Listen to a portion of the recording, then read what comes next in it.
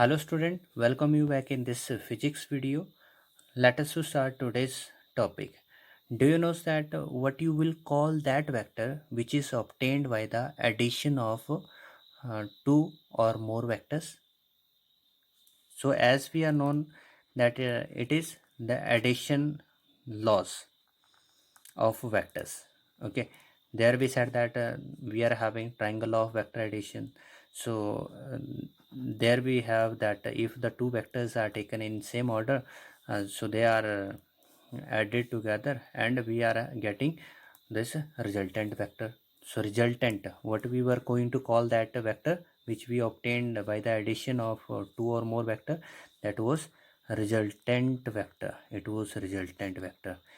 And if we recall about that polygon law, so polygon, that it says over there that if there are more than two vectors and they are arranged in the form of a polygon, then their resultant vector will be the sum of all these vector which is taken in the same order. Okay, so thus we get over here it was resultant vector. Okay, so this was that question that what we are going to call that single vector which is obtained by the addition of two or more vectors. So that was resultant vector. What have you ever thought that can I split this single vector in more than one vector? क्या कभी इस एक vector को एक से ज़्यादा vector के अंदर स्प्लिट किया जा सकता है, तोड़ा जा सकता है, डिवाइड किया जा सकता है? Okay, so there is the answer yes, we can do this one. ठीक है, तो हम क्या कर सकते हैं, ये जो सिंगल वेक्टर है उसको एक से ज़्यादा वेक्टर के अंदर तोड़ सकते हैं. ठीक है, स्प्लिट कर सकते हैं, डिवाइड कर सकते हैं. Okay, so this process we are going to call, this is what, this is a process of splitting a single vector in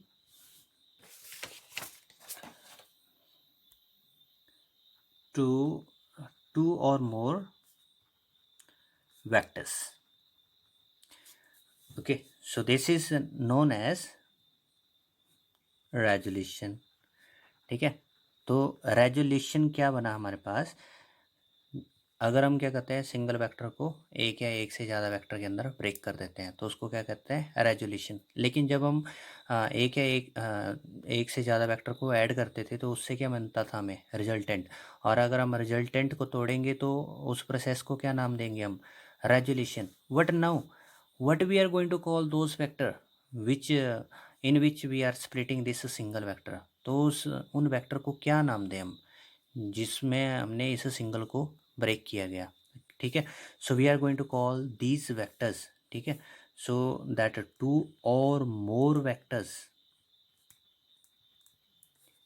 in which single vector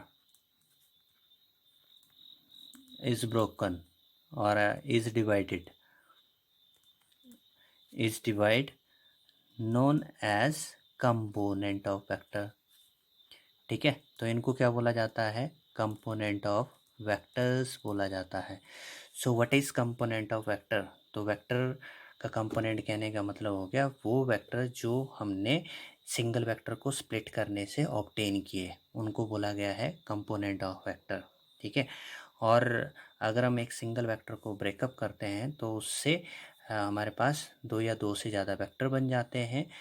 तो ये प्रोसेस जो है रेजोल्यूशन हो जाती है. ठीक है, now the next thing is there, why we are doing this one, हम ऐसा क्यों करते हैं. ठीक है, so just to check this one कि हमारे पास let us suppose this is the box which is placed on the ground and there is a hook and with this hook there is a thread Tide.